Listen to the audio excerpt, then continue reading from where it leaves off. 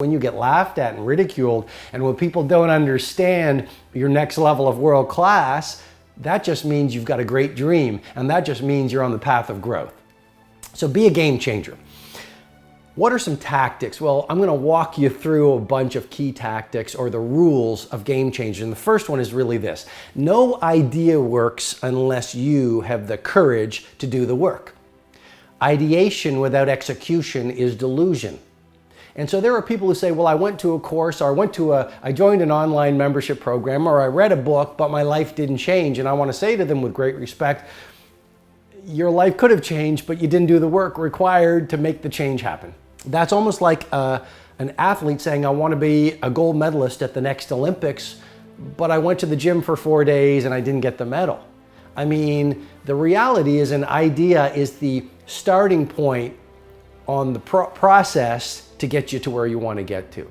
So just remember that really building something great is all about execution. When you look at a Steve Jobs or an Elon Musk, or when you look at a Nelson Mandela or Mother Teresa, when you look at a Da Vinci or a Tesla, all those people had the vision, and then they outworked everyone around them to execute on the vision until the product was done.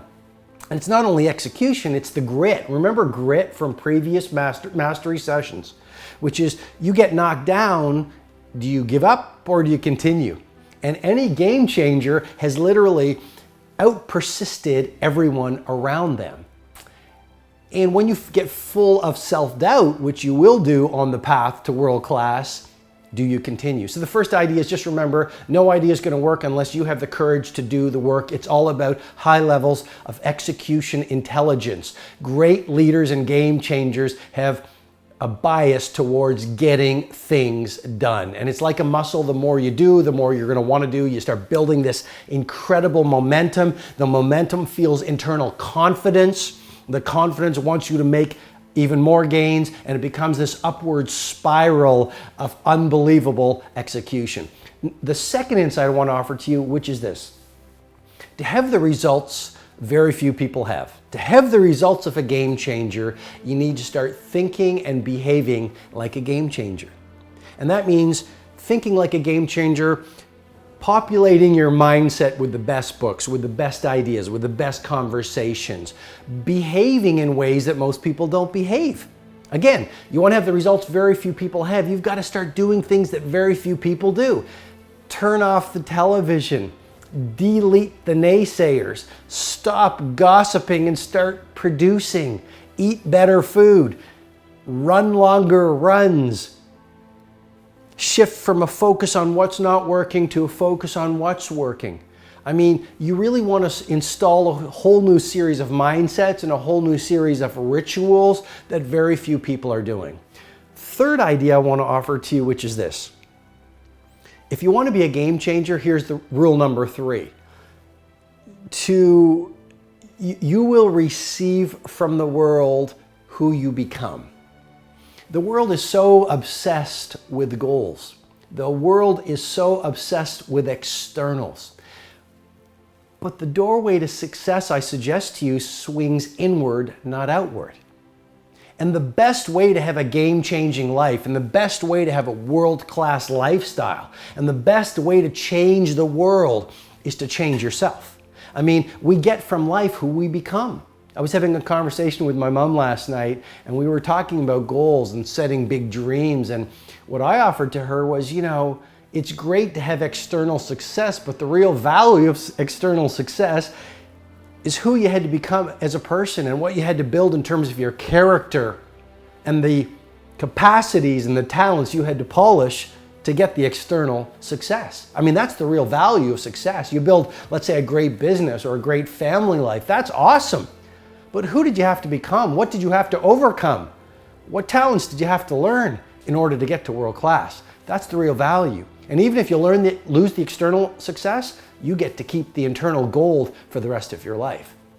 And so I just invite you to play with the idea, which is you receive from life who you are. And the single best move to be a game changer is to work on your character, work on your emotional architecture, work on your mindset, work on your spiritual life, And then you become this force of nature that becomes invincible. And you become this force of nature that radiates this enthusiasm and this inspiration and this self-belief that really brings everyone around you into your dream. And that's why a John F. Kennedy and that's why a Martin Luther King Jr., they didn't really execute on the dream. They executed on their internal power so that the people around them felt the dream and did the work. And that's really what leadership is all about. I mean, I hope you really think about what I just offered to you. The fourth rule of Game Changers. An addiction to distraction is the death of creative production. The more you can be distracted or you can be a game changer, you just can't be both. And if you look around and you witness how most people are behaving, they are so distracted. When they're driving, I mean, just watch people driving these days. They're driving and they're like this, or they really are still, even though there's a lot of laws in a lot of countries that don't allow people to do it, they're still texting and checking because they're addicted to their distraction. You see people in conversations and they're looking at you and then they're looking at their technology. I've never seen so many people make mistakes. You're at a hotel and you offer your order and it comes back and the order is wrong. Why? People are addicted to distraction and they have lost their focus. And what I'm suggesting to you is if you really want to be a game changer, focus on your vital few. Focus on the few projects at work that will move the needle. Focus on the few activities in your personal life that will allow you to live an iconic personal life. I mean, become a minimalist. Every game changer is monomaniacally focused on just a few things. Number 5, if you want to be a game changer, here's the 5th rule. The thing that you're most afraid to do is the thing that is most valuable to do. I'm going to repeat that again because it's so fundamentally important for you to become a game changer. The thing that you are most frightened to do is the thing that is most valuable to do. The things that terrify you, walk towards those. And the more you do it, the more you build confidence. The more you actually stand in the fire of your greatest fears, the more you actually find freedom. And I know when you do that, it's counterintuitive. And being a game changer is counterintuitive.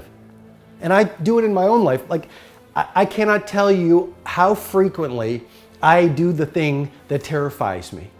And yes, a lot of my days, I'm in discomfort. Going to the places that frighten you is your bravery training. And the more you do it, the stronger you become, the more free you become. And literally every single thing that you're afraid of, you've given your power to. And every time you stand in the fireplace of your fears, you take back your freedom. And that's a pretty awesome way to live, isn't it? Even though it's messy, even though it feels hard, even though sometimes you're confused.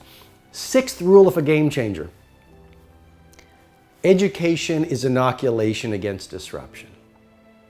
If you really want to be a game changer, you need to be in the rooms that game changers play in. You need to go to the conferences every single quarter. Read the books that game changers read. Invest in the programs because education truly is inoculation against disruption. Look at business right now.